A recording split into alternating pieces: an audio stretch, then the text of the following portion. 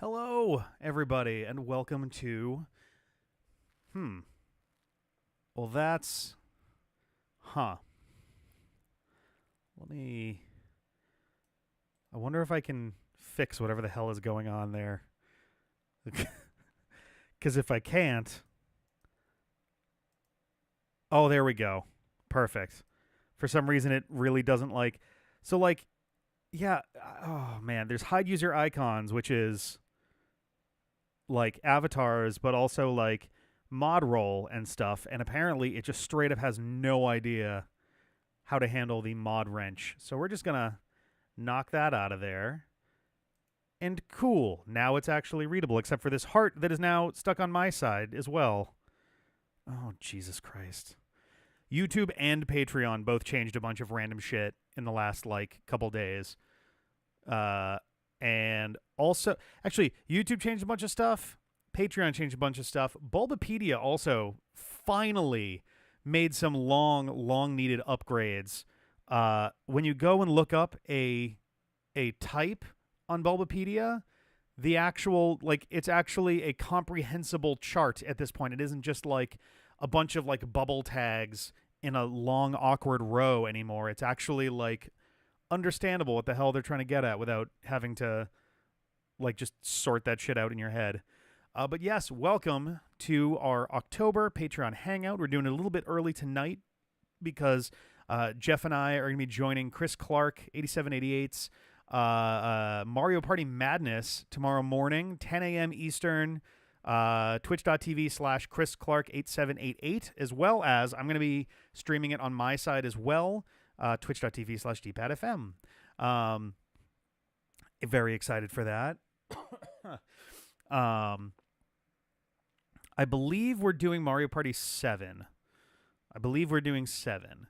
I'm gonna do like a practice run tonight because a lot of Clark's stuff is like modded Mario Party, so there's gonna be a bunch of stuff that's not gonna be the same anyway. But it'd be nice to at least have my head around the specific map we're doing.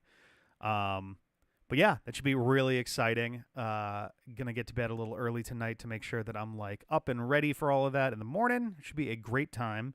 And next week, or next weekend rather, we're gonna be having the D-Pad's own Extra Life marathon stream. Details of that will be coming later this weekend. We're gonna post about it and tell people what's going on. Working out the last couple details, and then that should be coming up within the next day or two. My phone's like throwing notifications at me. But yeah, it's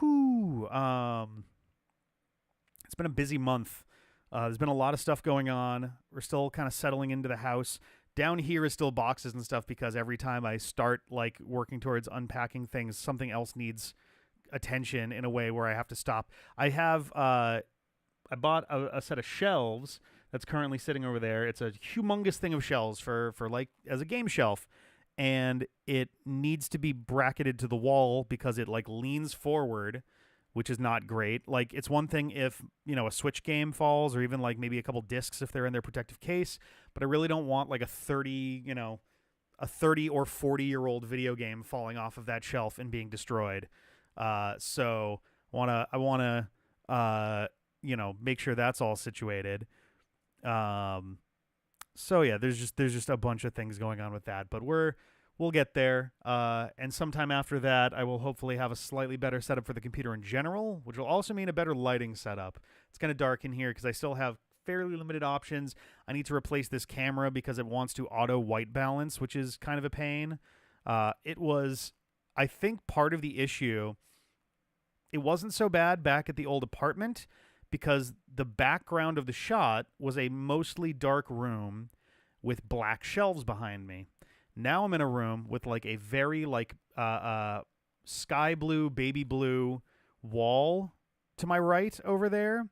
And I think there's so much light color that the auto white balance on the camera gets triggered and gets, and does a bunch of stuff. Right now I do have a green light on me. But when I do Nightmare streams and I put like red and maroon and all of that stuff on, if I put a little too much of it, it'll trigger the auto white balance and all of a sudden I'll look green and yellow because it's trying to fix the image. And to my knowledge, there is no way to turn that feature off on this particular camera, which is a real shame because it picks up light pretty well, but the auto white balance is like really not great. Yeah, I can paint it at some point. Repainting is really low on the priority list right now, but probably as we get into next year and stuff, we're gonna probably do some repainting of a couple things as need be. I don't know what I want to do in terms of the layout of this room. Like, I don't even know what color walls I want to go with. Like, I could make everything like a really dark color, go with like a, you don't want to go with black. If you go with black, then anything that is on the wall is extremely visible. Same thing with white. You really don't want to go with exactly white. You'd want to go with like an off-white and off-black, like a deep slate or something. I don't know, but I don't know what I want to do for that. I'm still kind of wrapping my head around what I want for the general layout. But if the walls are darker, then we may not have this issue with the auto white balance anymore, which would be nice. So we'll see. But there are also going to be a bunch of black shelves behind me here too. Like this spot right here is probably the only spot, like that to about here is going to be the only spot that's actually going to have that exposed thing, and the D-pad sign may wind up there. So like, I don't know. We'll figure out what's happening there at some point. I'm already kind of scheming about what I want to do for new stream layouts and things, overlays and all of that, just because I think I want to change it up a little bit going forward for a couple of reasons. One, it's just nice to change every now and then. It's nice to kind of spruce it up and do something new. And two, one of the it's a bummer. It's a thing that I've run into before. So the D-pad logo is stylized after neon lights. I think I've even talked about this before. It's stylized after neon lights, right? Like the vibe that we were going for, because we were originally a podcast that was a spin-off of a podcast with a very lounge vibe to it. And so we were going for like a similar thing, somewhere between like bar and lounge or a like comedy nightclub kind of vibe, which is why we went with the neon lights, like being neon lights or neon lights on brick. That kind of thing is sort of the relative idea of the original logo. I say original like the logo is going to change. I'm not really planning on changing anything for it. I keep meaning to try to do flat color versions of it, but I'm never happy with the result, so it hasn't gone anywhere yet. And I've wanted to try like stylized versions at some point too, but that's neither here nor there. The problem with a neon light look is that it relies on that halo of color to get the look across. Nothing really looks like a neon light unless there's that glow of color, just because that's how we see neon lights most of the time. You don't usually just see a tube of color. You're seeing the tube of color with more color on the outside of it too. And the problem that we run into for like merch, for example, is that you wind up with like this powdery dithering look on the outside. Transparent images, if they're not really hard line vector art, then you wind up with like weird grayish specks on there, or it starts to fade to white, or things like that. It's like really hit or miss. And one of the like things that I'm seeing with our streams, because like I record our streams as we put them out there, but like I don't know. I think so. Gradients are really kind of a problem when it comes to digital media, both images and video. And essentially having the neon glow as our divider between stuff causes two problems. One, it means that the game footage itself always has this like kind of glow along the bottom, the bottom and right edges of it. Always have some kind of like glow overlapping on the video footage, which isn't a big deal, and in some ways kind of acts almost like a watermark for us, without being like super intrusive. So like I don't hate that usually. It means though that I can't use footage from our streams without it being really obvious that it's stream footage or a screen cap or something along those lines. Like it makes it very obvious right away that it's something from a stream. So there's that. But also gradients and the like tend to really chew up file size on videos because it's doing its best to keep track of like frame differences, and there's a little bit more to it than that, but essentially if there's a gradient glow, then it means anything that moves a little to the side isn't just moving a little to the side, it's moving to the side and changing the color, and it just makes those file sizes really big, which means the bit rate tends to go down. And I think essentially that it might be slightly causing some chunky looking video for the streams. So I want to experiment with some stuff. I want to try out something different. I would love to make a slightly more like utilitarian stream overlay, because yeah, exactly, the deltas between the frames are what make the file size in the first place. So if it's adding to that, we're winding with either much larger video files, or it's using up valuable bit rate to process that when it really shouldn't. So yeah, we're gonna experiment with that a little bit. I would love to have a somewhat customizable overlay so that I can have like messages on the bottom, or I can have stuff that like flips between things nicely. The real trick is going to be figuring out how I want to use that screen real estate, because I don't know. It gets tricky, right? I want the game to take up as much space as it can. I don't like, so some folks do like green screens where they're on top of the video or something. I don't really like that. I usually am not a big fan of doing that, just because again, you're in the way of your own video, and it's like just whatever. So usually what I try to do, like, it's one thing for 4x3 games or narrower, actually. Older games are usually narrower than 4x3. For games that are not widescreen 16:9, it's usually pretty easy to just have that maxed out and then stuff is on the side.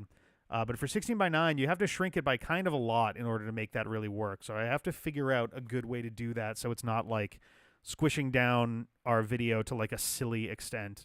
One of these days, I wouldn't be opposed to trying to, like, I don't know which, I think the platforms do both support it technically, but bitrate wise maybe not so much. But down the line, I wouldn't be opposed to streaming now that we have like all of our issues from like 2-3 years ago squared away, but streaming at 4K just so that the picture quality of the game doesn't get all crunchy if I have to shrink it down by a lot. Because like, I would love to just shrink the game down to like 900p instead of 1080p. But what does that even give us? That gives us about 300 to 400 pixels on the right max to work with for stuff, which isn't terrible. But like, for comparison, let me take a look at something real quick. The chat on the right side of the screen there is 480 pixels. So I would have, so it would be, 1920, and that would be, that plus 20%. So 5/6 of that would be 320. So 1600. So 320. So it would be about 2/3 of what is currently being taken up by the chat would be the entire remaining space if the video was 900p and pressed all the way to the left. So it really doesn't give you a ton of space, but then you're getting to a point where you're shrinking it by more than like 20-25%, and you're really making it kind of tiny at that point. So I need to figure out how that's going to work. It's the downside of everything that we do being very horizontal based. Our screen is horizontal, but also we read text horizontally, and it kind of makes for a tricky arrangement there. But yeah, so I don't know. That's just me kind of spitballing on stuff that I'm kind of thinking of right there.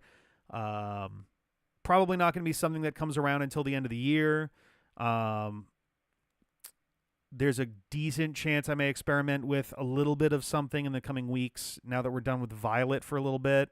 Violet will probably come back to the same stream overlay that I've been using before, and the nightmare streams will likely keep the same general stream layout, though that's also going to be a little bit interesting because at some point soon we are going to hit HD, or we are going to hit widescreen, like full 16:9 widescreen, and I'm going to have to get a little creative with that. So we'll see what happens there. There may be some weird stuff that goes on to make that work, because that layout is very like particular about how things are put together. But yeah, so that's kind of where that's at. I may as well jump in early to the to our list, I guess. We have usually when we do these, we wind up coming around to our kind of like where all of our various series are at, how things are going. Let me expand this on my side real quick because it's kind of in a weird spot here. Yeah, there we go. Yeah, I have not been updating my usual calendars the same way that I had before, so some of these I'm kind of winging it a little bit in terms of how we're doing these. But Zelda, we've been doing Tears of the Kingdom. We're back to it. We took 2 weeks off, a little bit of a break after the 100th episode, but we are back to it. What have we done? We fought a Thunder Gleeok. We have been investigating stuff going on in southern Hyrule Field. We have started hitting up some of the shrines that are down that way. I'm trying to remember what the first week back was. Oh, I went into the castle. I went up to Hyrule Castle and did a bunch of stuff up there. And as well as is at the base of Hyrule Castle, we got the Hylian Shield. Everything's going really well on that front. I think this weekend we're going to be recording some more with folks, and might do some more shrines before we move on. Decent chance we're going to go underground if we don't continue on shrines, and then it'll be off to Lurelin Village. It'll be time to get that one going. If anything, too, we might go to Lurelin Village to do a little bit of something, then pause before Zora to go like underground in that area or something. It's been coming along pretty well, though. We're making pretty good progress. We got our full flight suit. I hope that we can get our whole climbing suit as well. We've unlocked 2 of the Satori like waypoints sets out of 8. Which is great because it means that we can see where caves are. I want to, at some point, start marking off where those are for spots where we haven't been to caves. And I would love if we ran into more like fashion people, because they, I guess, give you hints on where there are pieces of equipment with a little description. And the only ones that we have markers for right now don't really sound like climbing gear, unfortunately. We got our first froggy gear as well, so that's pretty nice. That'll help a little bit when it's raining. We're starting to kill Aracudas. We've been in climbing outfit areas are generally in the east. I mean, that makes sense. There's the whole I was gonna say Hebra Mountains. That's not right. It's the other mountains that are over there. But yeah, no, that makes perfect sense that those are more. Not only are they more mountainous, like it's a mountain region, but it's not as cold as the Hebra Mountains. I forget what those mountains are called, but yeah, very craggy, very, very rocky. So that doesn't super surprise me. But again, yeah, we'll see how it goes. We have the cherry trees marked off on our map now, so we can also seek those out to make that a little bit easier. The Gerudo Mountains in the east, I don't know that they'd be Gerudo Mountains. I'm trying to remember.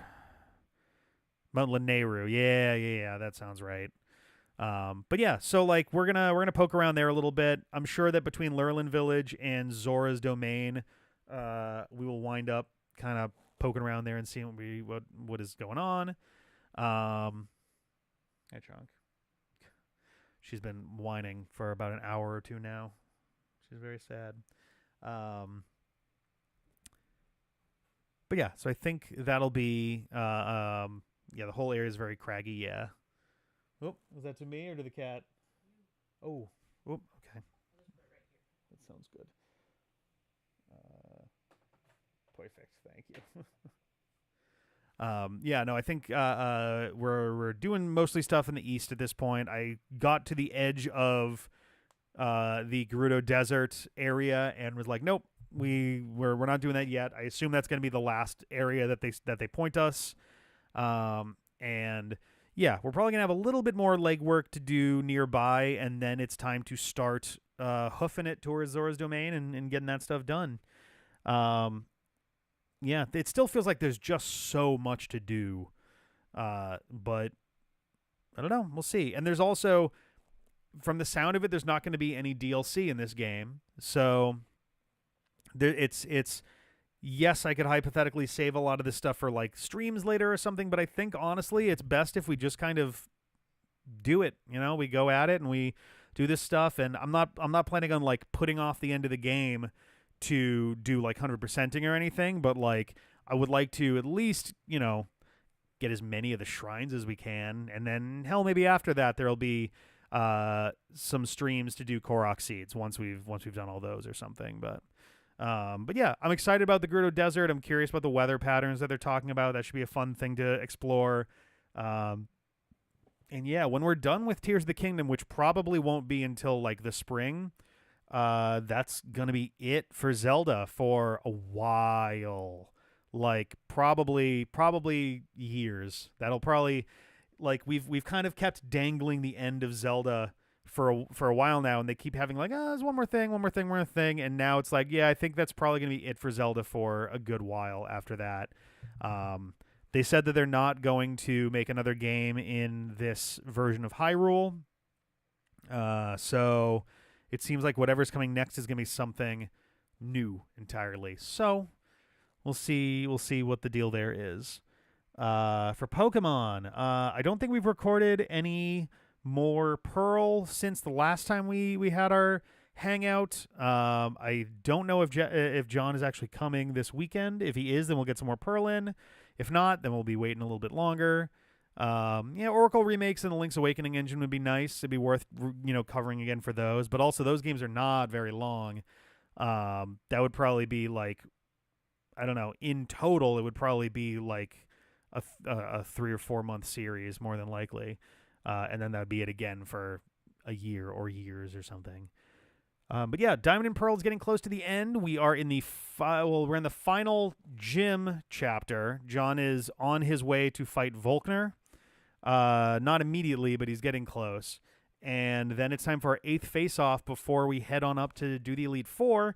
And I hope that I don't lose my whole ass team to Cynthia. So that'll be fun. I'm also very curious what John's going to do about an electric gym, given his whole ass team composition. He is not well suited for an electric gym at all. So I'm very curious what happens there. I would like, honestly, there's a non-zero chance that he goes for it because he doesn't want to grind up new dudes, loses a bunch of people, and then just goes, why don't you just do the Elite Four kind of thing. But we'll see. We'll see what winds up happening. So that's where that is. We also have Pokemon Legends Arceus, which we have gotten started on the post game. I think we're going to go talk to, I keep forgetting her name. The weird lady who seems like the lady with the Sinus tea set, who looks like she's out of time. Oh my goodness, Tonk. Hello. She's too cute. Oh, well, I mean, hey, you know, I'm just calling it like I see it, you know? I'm just calling it like I see it. Kogita, yes, we're going to go talk to Kogita and continue having the plot push along that way. Whoop. Hey, Tonk. Oh, sweetie. Oh, she's rumbling away. There we go. So that's where that one's at. I don't suspect that the post game is going to take all that long. We're not really going for a living dex in Legends. We're just going for a complete dex, which shouldn't be all too difficult for the most part. I do have another copy, like another profile of Legends Arceus caught up that is a living dex just for the hell of it, but I need to do everything in there on that profile after we've done it for the main Let's Play, because that's the only way that I'm going to catch Arceus as well. Goji is at a new house. She's not at this new house. She is living with Peter now. Tonk and Zima are here. Goji now lives with Peter.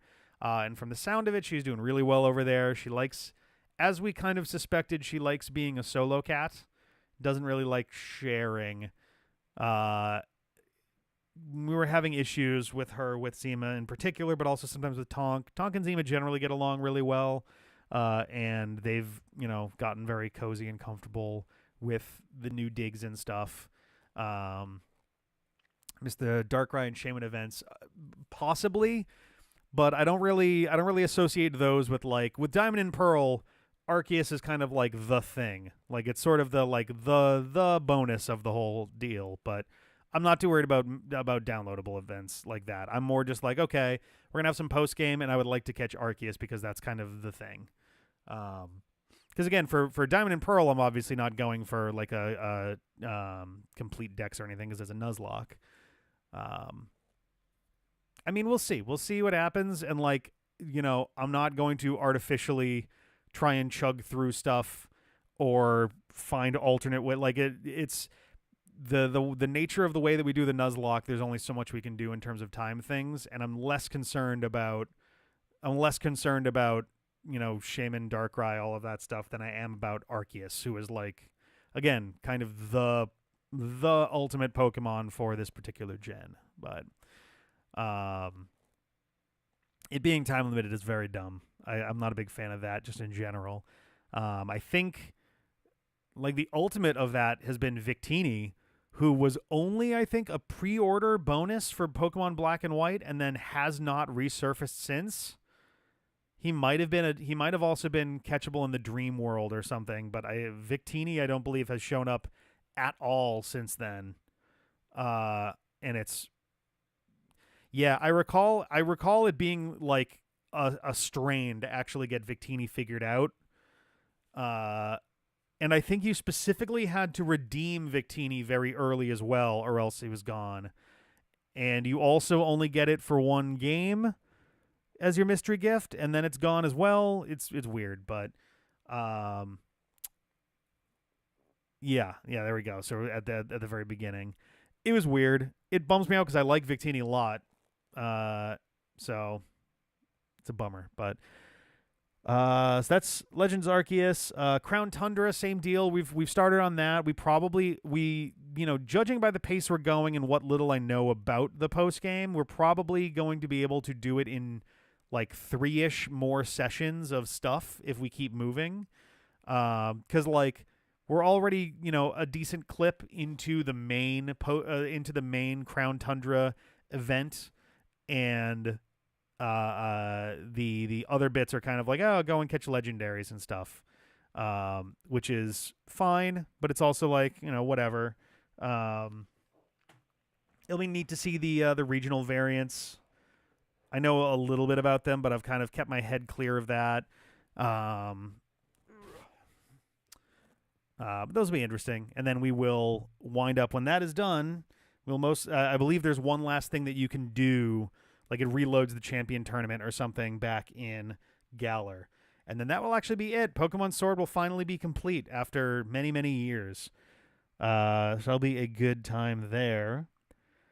Mega Man still kind of on hold for a little bit. We've had a lot of extra series kind of thrown our way over the course, the end of the summer into the fall. So Mega Man's just kind of been hanging in the background for a little bit.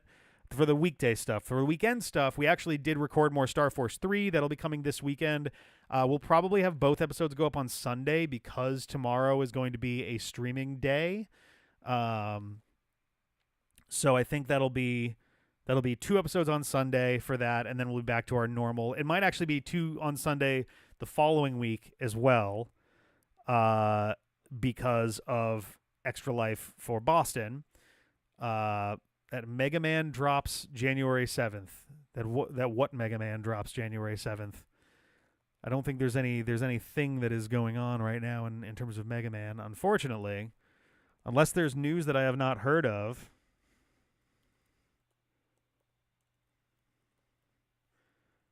Oh, never mind. I'm seeing that there's I literally typed in Mega Man J and then it filled in the January 7th meme. Yeah, gotcha. Let me close that out. No, I have not seen. I've not seen that one. One quick second.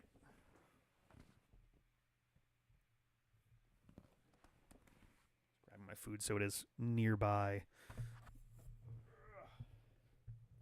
But yeah, so yeah, it's been busy. This whole fall has been kind of a whole thing. So stuff has been wild. Mega Man is coming back very soon. I'm working on a script for a thing, and you know, ironically, I mean, I guess I may as well jump over into Sonic briefly. We were continuing Sonic Rivals. We've recorded through the end of the third story out of the 8. So we have 5 more to go. Doing Sonic Frontiers as well. We are probably at least halfway through that.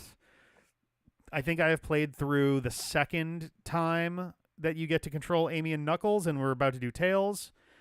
And Sonic Superstars is out. We didn't even wind up recording any of that this past weekend. Hoping that we will be able to this weekend to be able to start putting videos out for that. I did not intend to have us wait for that. And I'm certainly not planning on having us wait until either Sonic Rivals or Sonic Frontiers is done, because I don't know when that's going to be. And I really want to get in on Sonic Superstars while it's new. So yeah, we're currently playing 3 separate Sonic games because 2 of them are functionally new releases, and one of them is a game that's going to take forever and a day if we don't just keep moving on it. So as a result, Mega Man has been kind of on the back burner. Star Force continues to move. We did record a bunch. I don't even know if we actually fought I think we fought one. No, I don't even know if we fought a real boss. We recorded like 3 weeks of episodes, and I don't think we fought another boss yet. I'm trying to remember where we've been. I remember vaguely what we've been up to. We formed a new team. I'm trying to remember what we... Yeah, I'm trying to remember what we've been doing there, but I mean, it's still moving forward. That's the thing. I'm kind of expecting that we are in the second to last chapter of the game. Oh, we did meet another character that is familiar. We actually met 2 characters who are familiar. I'm trying to remember what the last thing that we really did was. I think we're kind of at the lull in the middle of this chapter before we move on to the actual thing that's going to happen. My assumption is that we're about 1.5 chapters from the end of the game, but I don't know. We'll see where that kind of goes. We had to do some retracing of steps very briefly, and then kind of undid that. It was weird. I don't want to say too much to spoil things, but we are kind of moving along there. I am assuming, maybe incorrectly, I don't know, we're gonna have recorded for that, and that. So we probably have another 12-ish episodes left this year that we haven't recorded yet. Something along those lines. So I don't know if we're going to finish the game before the end of the year. Finish beating the game, not completing the game. We will probably not quite get to the final boss by the end of the year. So we'll see. Yeah, we will see where that's at. But we'll at least be close. If we're not there, we should be very close to the end of the game by Christmas time. Where else are we at here? Resident Evil 4. As soon as you can talk to Bud as Taurus as part of yes, yeah. There was definitely already a point where we talked to Bud during a crisis at that, and he was like, "Hey, do you want to fight?" And I was like, "No, not right now. We're busy, man." But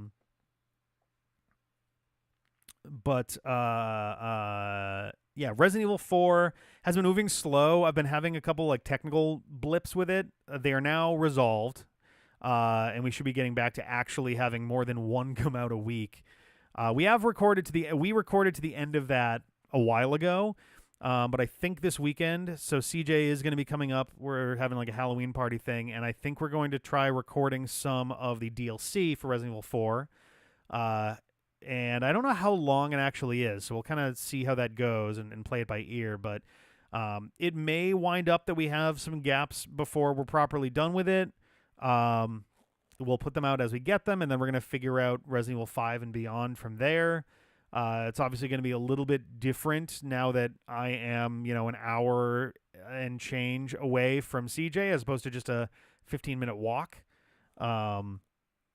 We will do our best. One of the things that was being considered, because he already had kind of had me pegged as being the one who's going to play Resident Evil 5 before the move happened, so it might be that I play the game while he is tuned in through Discord and commenting on his side of things. We might try that. We'll see.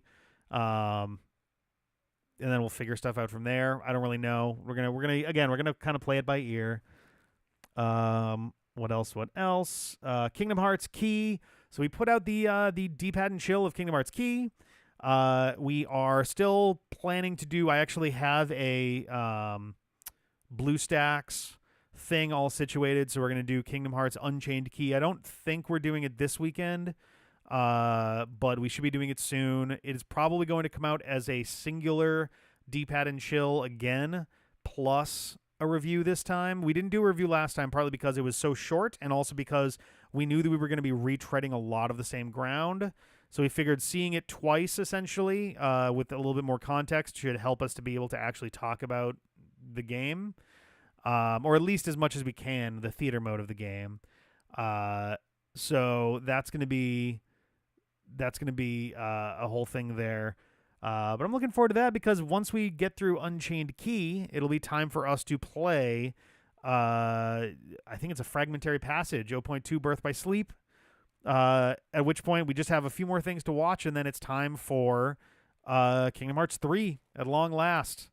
We are on the doorstep of another Kingdom Hearts game. And I think, right as like Zelda and Sonic Frontiers and Kirby, which we're hoping to play some more of this weekend as well, once those are kind of cleared out, the schedule gets a little bit more simplified. Because I'm just we have Tears of the Kingdom, which we'll be playing until probably the spring, but we have Diamond and Pearl, which once we can get John through the 8th gym, we should be very, very close to done with that as well. Because then it'll be end of game and then post game, and then we'll be totally done there. Sonic Frontiers, when that's done, obviously that just goes away and that's not replacing anything. Sonic Superstars, we're going to be playing that, but then when that's done, Sonic Rivals will still be continuing. We've got Crown Tundra, which should be wrapping up or done. We've got Legends Arceus should be wrapping up or done. Kirby's Return to Dreamland Deluxe, which should be wrapping up or done. All of these things, which should be like slowly getting swept aside as we kind of clean up the schedule. I think as we get into next year, what is likely going to be our schedule is going to be what's left of Tears of the Kingdom. Mega Man Weekday will be coming back properly. We will have Pokemon Insurgents in some capacity. I don't know how long it's going to last, though. That might be done around the same time Tears of the Kingdom is. Resident Evil 5, presumably. That actually might be it as far as like weekday style content, because then we'll have Kingdom Hearts 3 by then, maybe, or at the very least the other playable one, Fragmentary Passage, and Star Force 3 post game presumably will be our weekend stuff. It'll be a much simpler schedule to work with. Right now it's a big fucking mess. We're doing the best we can with it, but like there's a lot that's kind of going on there, Here we go. Just knocking a couple things off of here before I forget.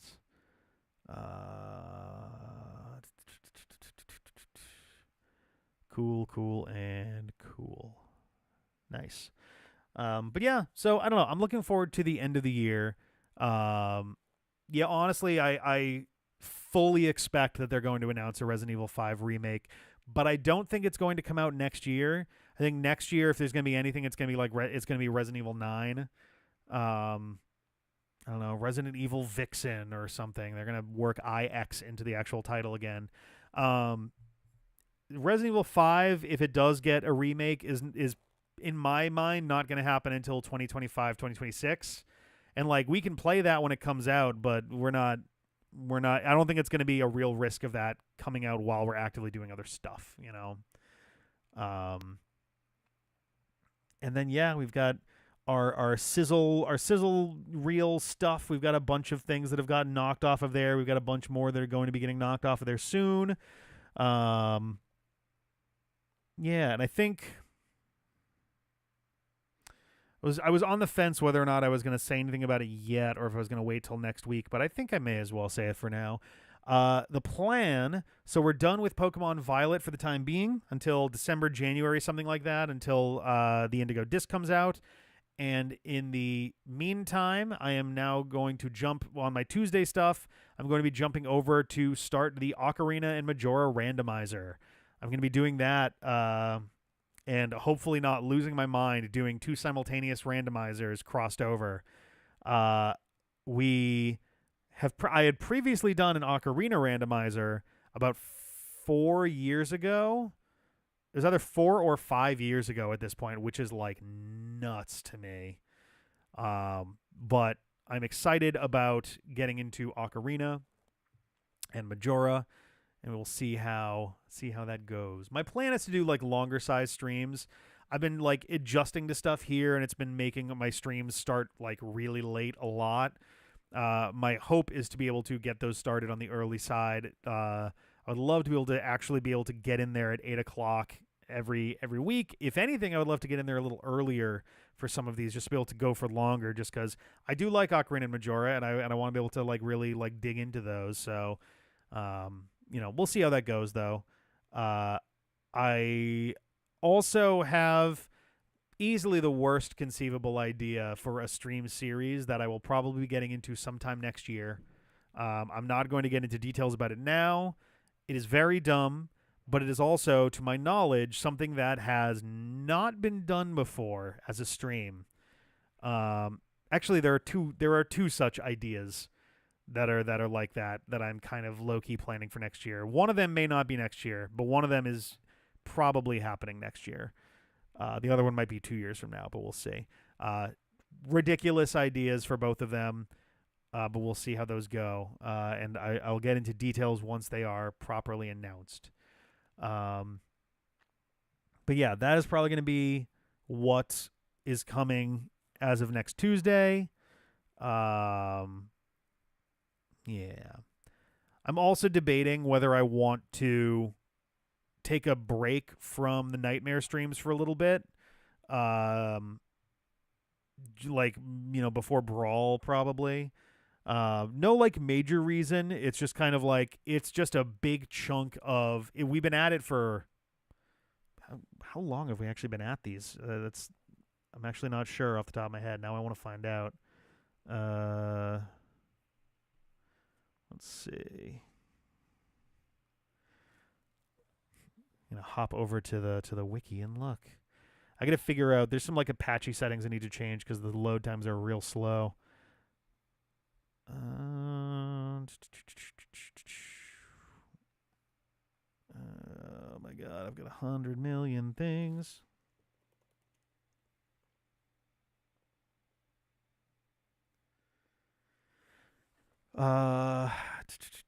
Yeah, wow. Nightmare in the Dreamy Let's Play has been going on for about a year and a half, almost exactly. Oh, actually, no, it's a little more than a year and a half now. It was April of last year, and is now October, so a little over a year and a half. And there's been breaks here and there, but I don't know. Brawl is going to take a while, and I'm debating whether or not I wanna do something else before then.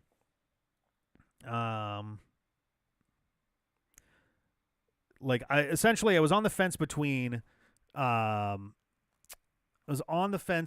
yeah, no, there will be a sticker factory for sure at some point in there, because I'm not gonna fucking run around individually collecting stickers in like 1.5 billion brawls. No, not happening. It's already gonna be a pain in the ass enough getting trophy bases to get trophies of the subspace emissary guys. Like that's gonna be a whole thing. But yeah, so like I don't know. No spooky streams before / on Halloween. So maybe. Ocarina Majora is scary enough on its own that may qualify. I'm also probably going to talk to Jeff, maybe Dave, but definitely at least Jeff, to see about switching nights next week, because I actually got invited to another Mario Party Madness stream next Wednesday, the 1st. So I want to see if he wants to switch. Maybe he'll take the Halloween night stream or something, and then can do stuff there. I mean, yeah, if there's a sticker that lets me start with that equipped, that'll help a lot, because then I can kind of reset rooms and things. But it's still going to be a lot of work. It's going to be easily I'm expecting it's going to be like twice as much work as Melee was. So it's just a big daunting task. I was originally debating finishing Canvas Curse and Squeak Squad, and then doing Ocarina and Majora as a Thursday thing, and then getting back into it, and instead Tuesday switching over to Persona 4. I think Persona 4 is going to ultimately live on Tuesdays anyway, just because the Nightmare streams are still going to take so long. But yeah, so I don't know. I got to figure that out. So one of the two will be next Tuesday. Well, okay, one of the two will be next. If a switch doesn't happen, one of the two will probably happen next week, and if not, then certainly the week after that. There's a very good chance also that this coming week, the only stream that I have on my end is finishing off Canvas Curse, and then the week after that is like one of those things. And Squeak Squad, I don't know. I'm kind of figuring it out, and we'll see. I don't know. Because Persona 4 I expect is going to be a long haul thing. Persona 3 FES was like 150 hours. It was an extremely long thing. It took me like a year, not streaming every week, but most weeks. So, boss rush on the hardest difficulty level. Oh my god. Jesus Christ. That's going to be rough. I'm not looking forward to that. And I can fight the bird in the armor. Yeah, I don't know. I'm still figuring stuff out, but we'll see how that goes. I'm gonna think about it over the weekend, and we'll just go from there. Oh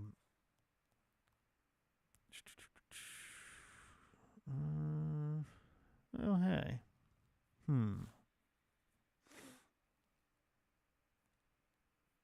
yeah.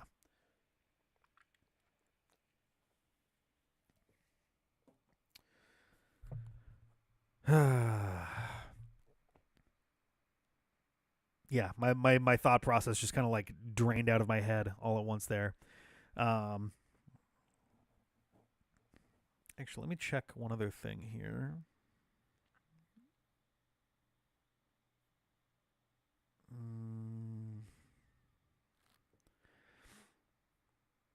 Yeah, okay. Yeah, it's been a surprisingly warm couple days. It's going to be warm tomorrow, and then near the late afternoon, it's just going to drop out of the sky. And we're expecting snow showers next week, like Wednesday. We're going from like upper 70s to like 40 degrees within a span of about 3.5 days. So it's going to be an adjustment there. Yeah, no, the calendar I've been kind of putting off updating just because there's been so much flux going on lately. I think after this weekend, stuff should stabilize enough that I can update it. If not, then the week after should be safe for that. I don't want to get too much into details on this one, but the games is coming along. It's a little behind where I wanted it to be schedule-wise, but we've been having a lot of extra hurdles this time around. Pardon the pun. We have more teams, but in addition to that, I'm just making sure I'm talking in the right spot. In addition to that, many of the teams have had at least one element of slowdown in some capacity or another. This is also in addition to, this is our first time that we're doing some of these events as remote recording. So there's a lot of extra gears in motion for this. So we're doing the best we can with it. We were originally aiming to put them up in the first half of November. That is not happening. We're roughly hoping to get it up near Thanksgiving to get them started around then. It's going to depend how the next couple weeks go. We have a lot of work left to go. We've been collecting commentators. That's been looking well. Some of these events are going to be hilarious. I'm extremely looking forward to them. And yeah, I don't know. I think it'll be fun overall, but there's a lot of work to do for sure. And we'll see how it goes. I don't think I've got any more updates on my side. Yeah, I don't know. I've got more prep to do for game stuff in general. There's a good chance that Jeff either tonight or tomorrow is going to be doing a bunch of his runs for stuff. So I want to make sure that those are all prepared. And we obviously have a party tomorrow night as well. Half of my costume is arriving tomorrow, so that'll be fun. So yeah, things are just kind of chaotic, aren't they? But yeah, I think it'll be a very eventful. The calendar is going to stay nice and busy for the rest of the year. Like that at the very least is a certainty. Oh, streams. I should have mentioned too, the stream VODs are going to be caught up by next week. As it stands right now, we are one Brother Lock video behind. Literally the one that Jeff did on Wednesday is the only one that's missing from the Brother Lock VODs. On the Kirby side of things, we are currently 3 behind, and one of them is going to go up tonight. Like it would be going up literally right now at 7 p.m. if I had finished setting up the details for it. So that's probably going to go up at like 8. The non-Brother Lock, non-Nightmare streams, I believe we are also 3 behind. We have Teal Mask number 6. We have Barotrauma number... I don't actually know what number that one is, 11, something like that, for season 2. And the Scarlet episode of Violet, I believe, are the only ones there. So literally by like the end of the weekend, our VODs should be completely caught up on streams. We'll be back to stream happens and it goes up within the next 2 days at long last. It's been a long ride. There were definitely points where I could have put up like several of them in a day, but I was like, I'm kind of limit to 1 Brother Lock stream, 1 Nightmare stream, and 1 other stream. Basically keeping it to that so we don't just completely obliterate the channel and our metrics and stuff. So yeah, those should be all good by essentially the end of the weekend. So that'll be nice. And I guess that's not 100% true. It'll be like Monday or Tuesday, if only because we're going to do our Extra Life thing tomorrow with Chris Clark, and then that'll go up later the weekend or Monday or something like that. So like but yeah, by the time we get into next week, by the end of October, I guess, right? Halloween's Tuesday. So by the end of October, VODs will be fully caught up and out of the way, and that'll free me up a lot. A lot of my scheduling stuff for how videos have been going up has been busy as a result of needing to do a bunch of juggling of streams. That will no longer be the case. So it's going to be way the fuck easier to manage that going forward. Generally, the same goes for D-Pad Unpaused. We've been in the middle of a catch-up period. It's going to last basically the rest of the year, but we are catching up. We're doing 2 or 3 of them per day to get us caught back up to our original schedule. Once we get caught up, we're going to be doing back to once a day again. And we are approaching the end of 2017 on Unpaused timeline. And I wonder if I actually do I have that up over here? No, I have it up over here though. Yeah, for comparison, the last video that's going to go up tonight originally would have been a video for the end of June. So about 4 months ago. Actually, I think June 27th. So literally exactly 4 months ago is how far back we are. pre-moving and especially moving will end up slowing things down a lot on that front. But we are making our way back forward, and around the end of the year, I'm trying to see if we can get it caught up fully before the end of the year, but it should be, if it isn't done by the end of the year, it'll be done in January for certain. And yeah, do I even have an estimate of like, because some of these I don't have really exact dates for, because like, for example, I recently split the Super Mario Odyssey videos into 5 chunks. It's going to be a 5-segment series. But until I do that, it's not always easy to tell how many segments that's going to be. Originally, my estimate was 4, and it wound up not really working out meaningfully well for that. I like to split the post-game and main game first and then break those down as need be. So sometimes that's a whole thing. Really loud, piercing little tinnitus thing going on. So Chrono Trigger, for example, is the next one that I need to figure out how it's splitting up. My estimate is 3, but I don't know if that's the case. And that is 3, 6, 9, 12, 15, 18, 21. That is 23 videos from now. So that's going to be basically sometime next weekend, if I can keep the pace up. Chrono Trigger 1 will come out, and that'll be there. And like, that is a video that's supposed to come out on July 19th. So that's almost a whole month's worth of these things over the course of like a week and change. So we are moving quickly getting those caught up. And like, it's not a big deal if it winds up being it's not a big deal if it does wind up being a like caught up by the end of the year or not. That's just a goal that I set down for myself. Just fixing a quick thing that I saw there. Cool.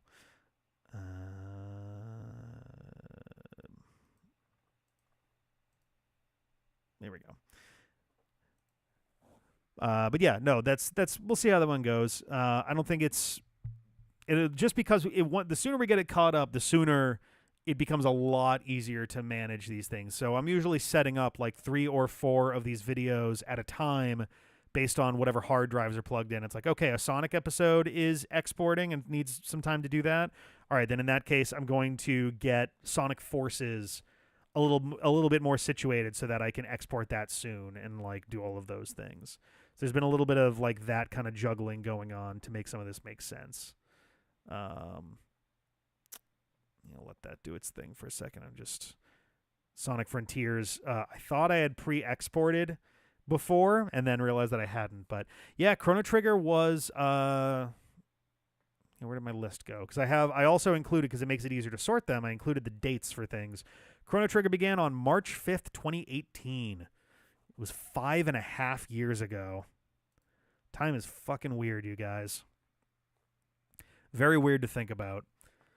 A few of these I'm very excited for too, though. Like, so I think Fury is coming up fairly soon. Fury should be coming out next week. I'm excited for that. I already mentioned Mario Odyssey, Smash Melee, Mario RPG. We got some good stuff in there. We also have some weird ones like Mega Man Strategy. Super Hexagon will be good. The Spyro games will be in there soon too. That'll be fun. Not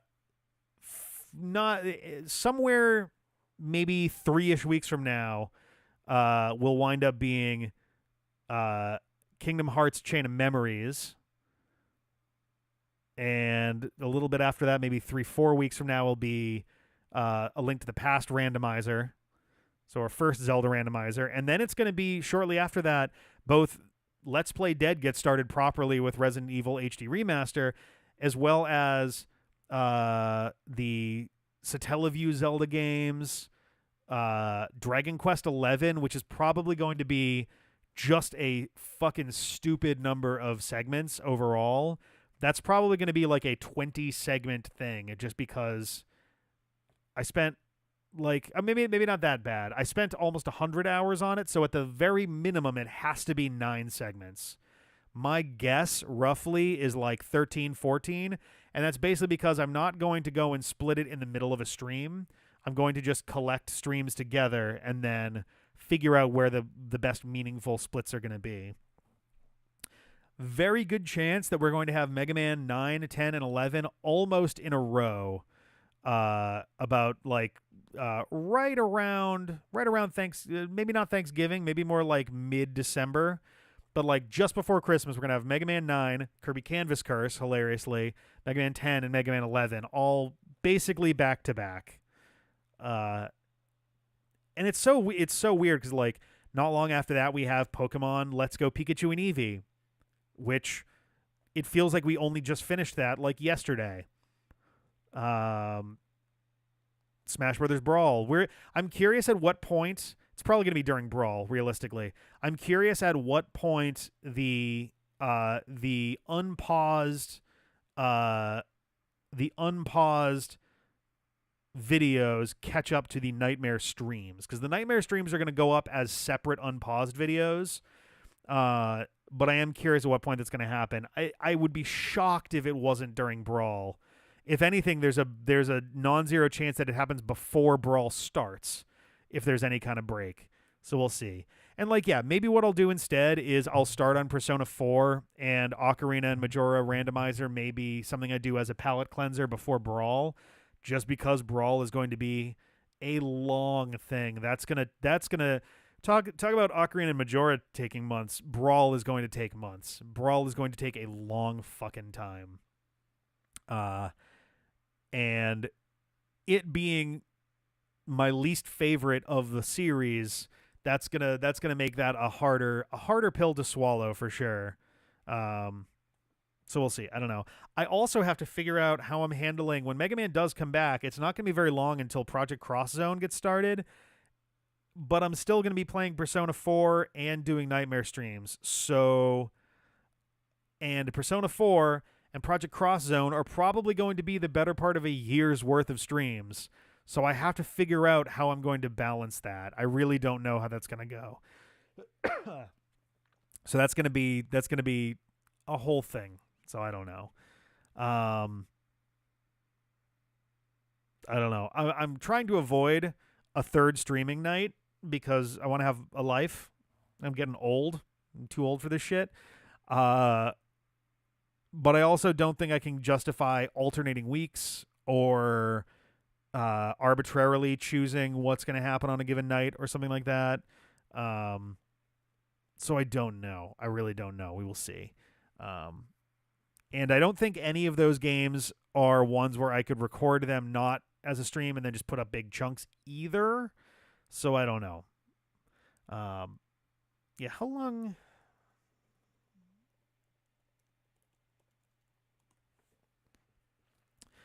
I hate how long to beat because the estimates are always terrible. So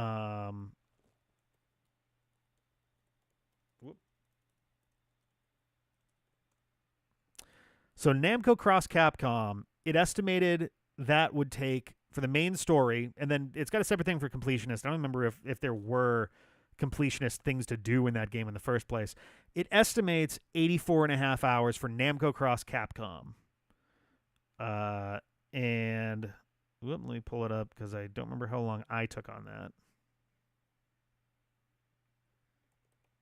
Now, granted, we were also playing a janky, weirdly translated one, so I don't think we'll be moving quite as slow. I took 92 hours, so a little bit over, but like more or less in line with how much I was expecting for that.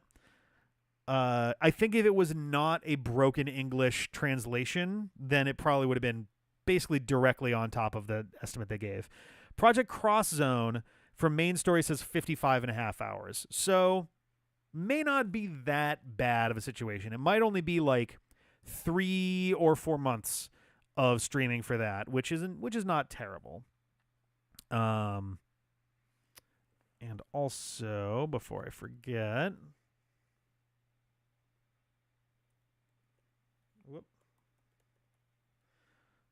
God damn it. Oh, it's so slow. It's ridiculous how slow it is. The wiki. Ocarina of Time Randomizer I spent about 19 hours on. Okay. So, yeah, that'll probably, so that would have been how many streams did I do? 4. I think one of them was very long. So we're probably looking at like, it really depends, right? If I get lucky, I could hit a hot streak early, and if I get very unlucky, then I may hit a Wind Waker situation where I'm literally finding every chest in the game to find a required item. So estimate there is like, whereas people run OT Rando being like, oh yeah, no, for sure. I think it, like, I went in with no strats at all, and I'm probably going to do the same thing with Majora's Mask and Ocarina Randomizer as well, just because, like, I like feeling that stuff out. At most, I will probably have a tracker of some kind that at least keeps track of where I have found treasure chests. Because I think that'll make a big difference there. Oh yeah, no, not at all. It's and I'm not doing this for like competitive purposes or anything like that, so I'm not too worried about that. But yeah, it's ridiculous. I mean, like, yeah, the speed runs for that stuff can get like fucking nuts. So I'm not surprised that they get that insane with it. Honestly, I was very happy that I think I got my combined times, not a single run time, but my combined times for Celeste I got under an hour. My best single run for Celeste is like an hour and a couple minutes, which was honestly a hell of a lot better in terms of like competitive speed than I usually am for speedrunning stuff, which is pretty nice. But yeah, so like I think Ocarina. So I'm also really not planning on doing any of the, like, Ocarina of Majora also have a shitload of exploitable glitches. Like, was it the bomb shield jump or whatever it is like a really popular one for speed running, and like I think that one's the one you use for no wrong warp speed running, because you use that to get, I forget how you get into the bottom of the well, but you use that to skip past most of it, get the lens of truth, and continue. And you have to do a really careful, like you do frame advancing. I forgot the name of the term. I used to know some of these things, but regardless, I would love to aim for 8 streams for Ocarina Majora, but we'll see. We'll see how it goes. And again, I'll probably have a tracker for the purpose of I want to track where I've gotten chests already, but I don't want to. There are certain trackers you can get that'll also tell you, hey, you got the iron boots, you can now go blah. And it's like, I don't know that I want to go that far. I've played Ocarina of Majora enough times that I probably don't need the in-tracker reminder of stuff that I can now do with these things.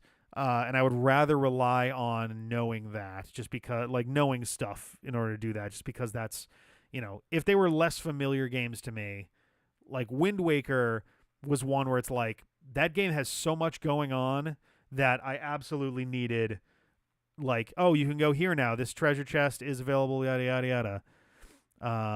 Do you know how the games connect? Yes. I had guessed half of it ahead of time. So there's a doorway essentially between the two games. The Happy Mask Salesman in Ocarina of Time, or the Happy Mask Shop door in Ocarina of Time connects to the Clock Tower door in Majora's Mask. My assumption, I don't know how true this is going to be, my assumption is that the 4 masks from... No, it's not right. That's not 4. There's the Keaton Mask. Yeah, it's 4, right? Keaton Mask, Mask of Truth, Rabbit's Hood. Oh, no, it's 8, I think. I don't know if the masks in Majora also function as the same masks in Ocarina, or if the masks in Ocarina are going to replace rupee chests.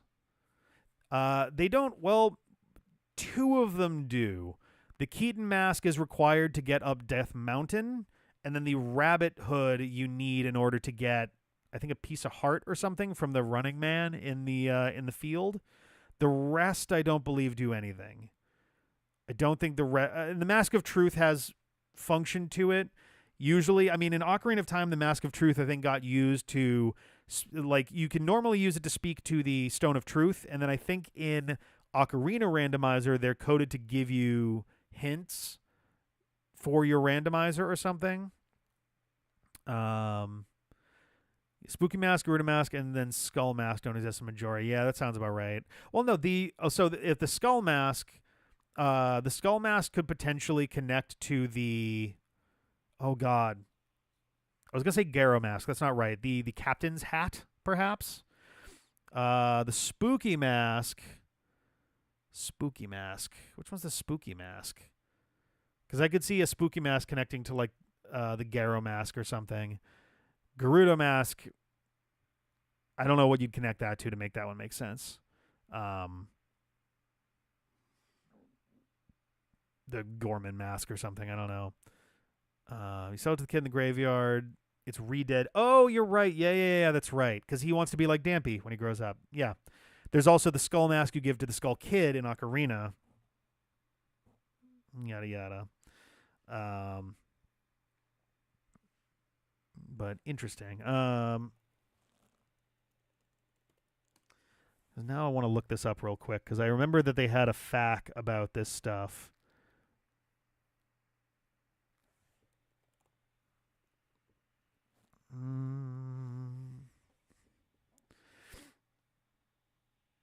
Oh, interesting. There's a question. Can the Majora's Mask Ocarina and Song of Time be found in Majora's Mask? No. The logic expects you to have the Ocarina and Song of Time before doing any check in Majora's Mask. In other words, the Majora's Mask Ocarina and Song of Time will always be placed in Ocarina of Time. See, I get why they do it the way they do it, but I wish that they got clever with this stuff and anything that was shared between the two games was considered a single entry. Like the Ocarina of Time may as well be the Ocarina of Time in both sides, right? And the Song of Time should also be on both sides, I would think. I don't know the first thing about coding these though, so it is what it is, but I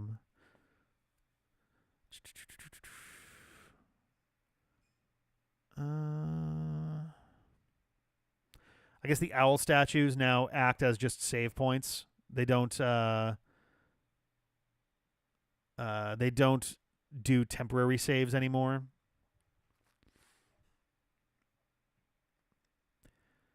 Yeah, Majora's Mask you can only save at owl statues. Ocarina you can literally save at the pause menu, but in Majora you have to do it with you have to do it at the owl statues.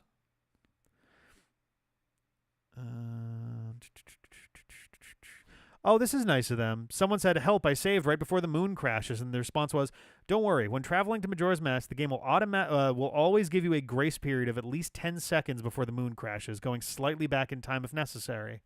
That's nice of them to do that. I'm curious, if the timer stays frozen until you come back to Majora. Like, I assume that it doesn't advance, you know?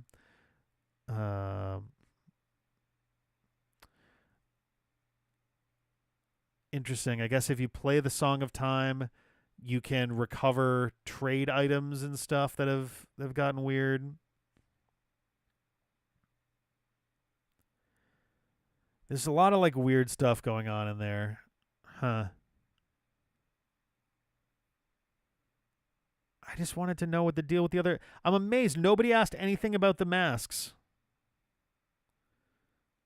Very weird. But yeah, I'm going to try not to refer to, overly relying on some of those things, but yeah, I'm going to see if I can either find a tracker for it or failing that, throw together one, even like a really rudimentary one just for myself.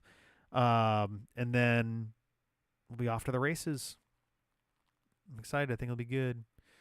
I think though that is probably gonna be it for me for tonight. I'm gonna cut it off here just because I do want to get a couple more things done and then try to get to bed kind of early tonight. We're starting. Our call is at like 9 a.m. ish tomorrow, so we're gonna be in at 10 a.m. I will be streaming it, and you can also head to the main stream at twitch.tv/ChrisClark8788. I will try to get the donation details off of him so that we can have a link on our side as well. And then we'll be off to it. So thank you guys very much. I will catch you later. I hope to see you guys tomorrow. Hope to see you guys next weekend. And have a good one. Talk to you later, and bye.